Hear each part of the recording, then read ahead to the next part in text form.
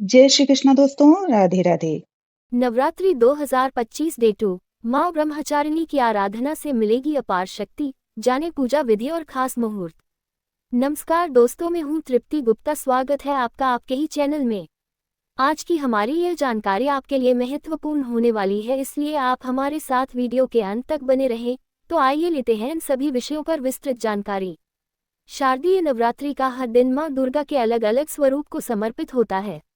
नवरात्रि के दूसरे दिन पूजित होती है माँ ब्रह्मचारिणी, तप, साधना और संयम की देवी।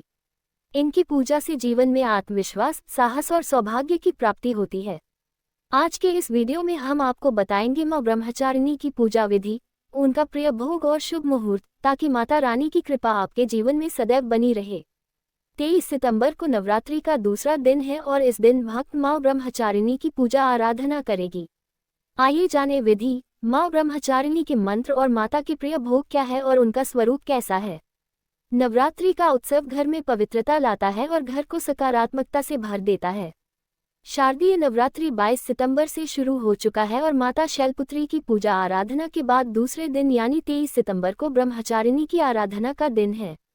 आश्विन शुक्ल द्वितीया तिथि पर माँ ब्रह्मचारिणी की पूजा अर्चना करने का विधान है। ऐसे में आइए जाने माता ब्रह्मचारिणी का स्वरूप कैसा है।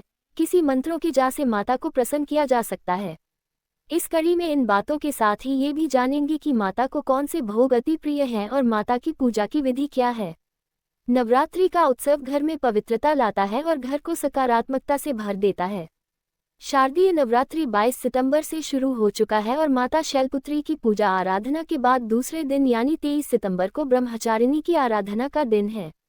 आश्विन शुक्ल द्वितीया तिथि पर माँ ब्रह्मचारिणी की पूजा अर्चना करने का विधान है। ऐसे में आइए जाने माता ब्रह्मचारिणी का स्वरूप कैसा है। किसी मंत्रों की जा से माता को प्रसन्न किया जा सकता है। इस कड़ी में इन बातों के साथ ही ये भी जानेंगे कि माता को कौन से भोग अति प्रिय हैं और माता की पूजा की विधि क्या है। माँ ब्रह्मचारिणी का स्वरूप कैसा है। माँ ब्रह्मचारिणी का स्वरूप बहुत शांत, सौम्य और तेजवान है। सफेद वस्त्र धारण करने वाली माता ने अपने दाहिने हाथ में जपमाला लिया है और माता के बाएं हाथ में कमंडल है। ब्रह्मचर्य, तपस्या और संयम का साधे हुए माता अपने भक्तों को धैर्य, साहस और सही रास्ते पर चलने के लिए प्रेरित और उत्साहित करती हैं। माँ ब्रह्मचारिणी की आराधना करने वाले भक्त को तप की शक्ति, संयमित रहने का साहस और उन्नति का वरदान प्राप्त होता है। माता की पूजा आराधना करने से मानसिक शांति मिलती है और एकाग्रता बढ़ती है। छात्रों को ज्ञान और विद्या प्राप्ति करने में सुगमता आती है। माँ ब्रह्मचारिणी के प्रिय भोग। माँ ब्रह्मचारिणी को नवरात्रि के दूसरे दिन उनके प्रिय भोग अर्पित करें। माँ को मीठे पकवान का भोग प्रिय है। देवी माँ को मिश्री का भोग अर्पित करें। इस भोग को पाकर माँ भक्त को लंबी आयु का आशीर्वाद देती है। भक्त के जीवन में सफलता मिलती जाती है और सकारात्मकता बनी रहती है। माँ ब्रह्मचारिणी की पूजा विधि। माँ ब्रह्मचारिणी की पूजा के लिए बैठें। सबसे पहले माता का ध्यान करते हुए हाथ में फूल लें और मंत्र उच्चारण व प्रार्थना करें। देवी माँ पंचामृत से स्नान कराकर उनको कुमकुम, अक्षत व फूल अर्पित करें। माँ को सफेद और सुगंधित फूल चढ़ाकर उन्हें प्रसन्न कर सकते हैं। देवी माँ को उनके प्रिय भोग अर्पित करें। पान सुपारी अर्पित करें। घी का दिया जलाकर और कपूर जलाकर आरती करें ताकि पूजा संपन्न हो सके। अंत में भूल चूक के लिए माता से क्षमा मांगे और प्रसाद को भक्तों में बांटें। माँ ब्रह्मचारिणी के मंत्र। ये है माँ ब्रह्मचारिणी का मंत्र। ॐ ह्रीं क्लीं ब्रह्मचारिण्यै नमः। इस मंत्र का करे जाप। ब्रह्मचारितुं शीलं यस्या सा ब्रह्मचारिणी, सच्चिदानंद सुशीला च विश्वरूपा नमोस्तुते। यह मंत्र है अति शुभ फलदायी। या देवी सर्वभूतेषु माँ ब्रह्मचारिणी रूपेण संस्थिता। नमस्तस्यै नमस्तस्यै नमस्तस्यै नमो नमः। इस मंत्र का करे सच्चे मन से जाप। दधाना कर मदमाभ्याम अक्षमाला कमंडलु। देवी प्रसीदतु मयि ब्रह्मचारिण्यनुत्तमा। नवरात्रि की पूजा में आंखों से आंसू टपकना शुभ है या अशुभ, जाने इसके मायने। वैसे तो आंखों से आंसू गिरना एक बहुत ही प्राकृतिक घटना है, लेकिन इस बात को समझना होगा कि पूजा करते समय मन भावुक हो जाए और आंखों से आंसू निकल पड़े तो इसका क्या अर्थ हो सकता है। खासकर जब नवरात्रि की पूजा में इस तरह का कोई वाकया हो जाए तो इसका क्या अर्थ हो सकता है। ऐसा होना शुभ होता है या अशुभ होता है। शारदीय नवरात्रि 22 अक्टूबर 2025 से शुरू हो गई है। ऐसे में आइए जाने कि नवरात्रि की पूजा के समय अगर आंखों से आंसू गिरने लगे तो इसका क्या अर्थ है। पूजा के समय आंखों में आंसू आने का अर्थ। मान्यता अनुसार नवरात्रि की पूजा के समय साधक भावुक हो जाए और उसकी आंखों में आंसू बहने लगे तो इसका मतलब ये है कि माता रानी ने उस भक्त की पूजा को स्वीकार कर ली है और उसके समर्पण से प्रसन्न है। आंखों में आंसू आने का अर्थ है कि भक्त के सभी दुखों को मां दुर्गा तुरंत पूरी करेगी। पूजा का फल जल्द मिलेगा। पूजा के समय आंखों में आंसू आने का अर्थ। मान्यता अनुसार नवरात्रि की पूजा के समय साधक भावुक हो जाए और उसकी आंखों में आंसू बहने लगे तो इसका मतलब ये है कि माता रानी ने उस भक्त की पूजा को स्वीकार कर ली है और उसके समर्पण से प्रसन्न है। आंखों में आंसू आने का अर्थ है कि भक्त के सभी दुखों को मां दुर्गा तुरंत पूरी करेगी। पूजा का फल जल्द मिलेगा। पूजा पूर्ण रूप से सफल होती है। ऐसा माना जाता है कि पूजा करते समय जब कोई मनुष्य पूर्ण रूप से ईश्वर की भक्ति में लीन हो जाता है तभी आंखों में आंसू आते हैं। धर्मशास्त्रों में कहा गया है कि जब मनुष्य भक्ति में लीन हो जाता है तो उसका ईश्वर से सीधा संपर्क बन जाता है।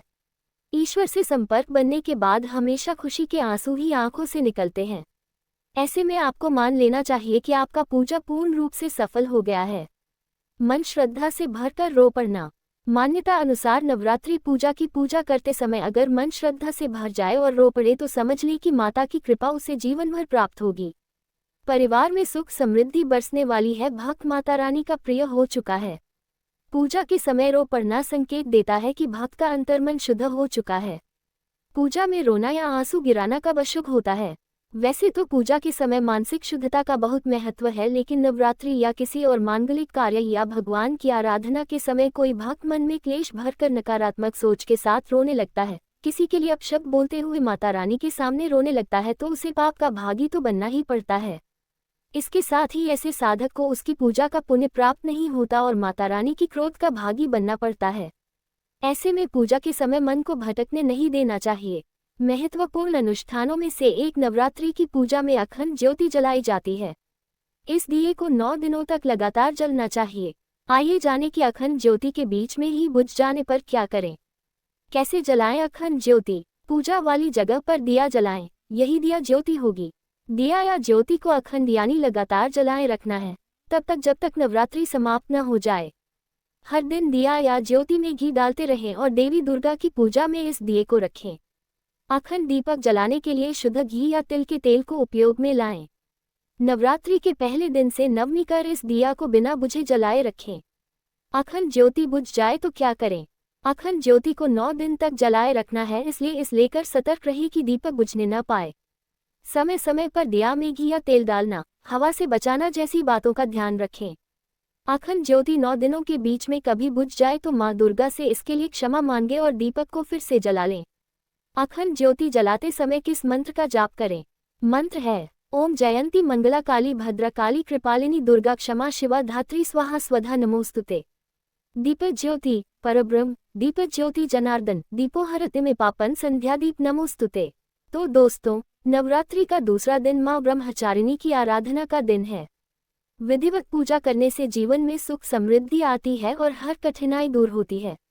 अगर आपको ये जानकारी अच्छी लगी हो तो इस वीडियो को लाइक और शेयर जरूर करें और हमारे चैनल को सब्सक्राइब करना न भूलें ताकि नवरात्रि के हर दिन की विशेष पूजा और महिमा की जानकारी आप तक समय पर पहुंच सके। मां ब्रह्मचारिणी की कृपा आप और आपके परिवार पर सदैव बनी रहे। जय माता दी।